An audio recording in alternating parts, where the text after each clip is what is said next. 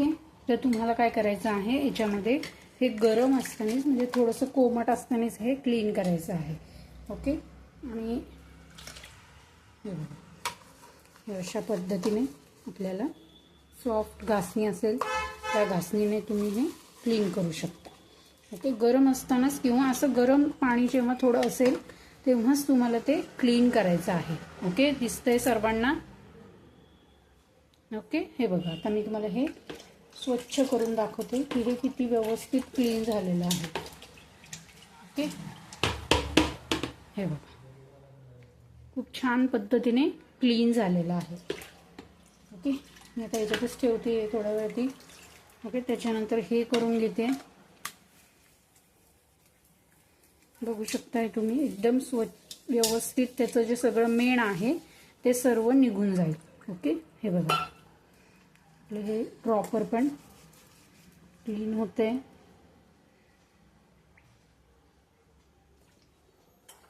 Okay, थोडंसं पाणी भरून ठेवू ड्रॉपरमध्ये. अशा पद्धतीने याच्यामध्ये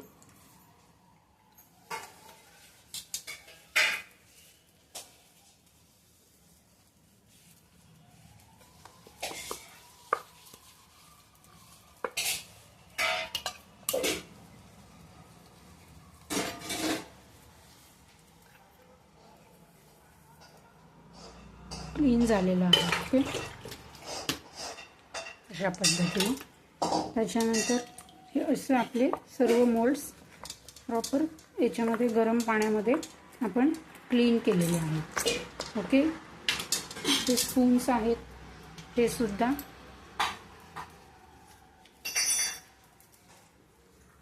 याच्यामध्ये क्लीन केलेले आहेत.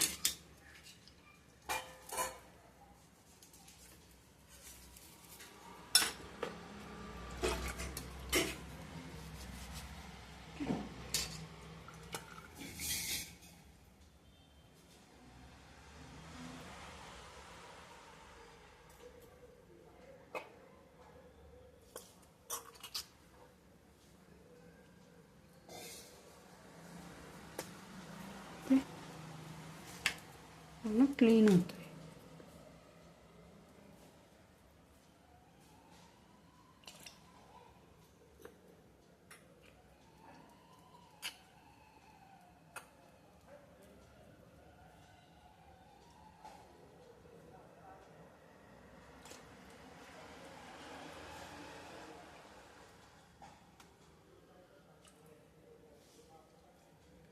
खूप गरम पाण्यात ड्रॉपर हे करू नका, कारण ड्रॉपरचं जे प्लॅस्टिक असतं ते एकदम नाजूक असतं.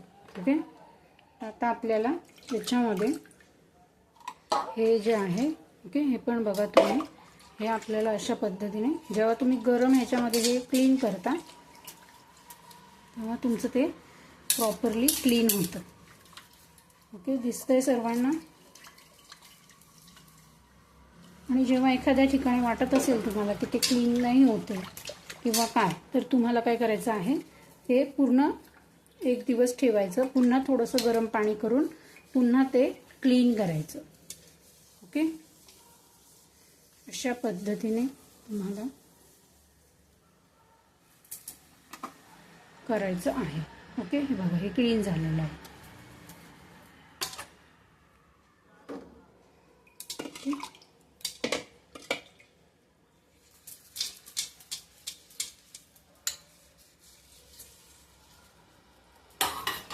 हे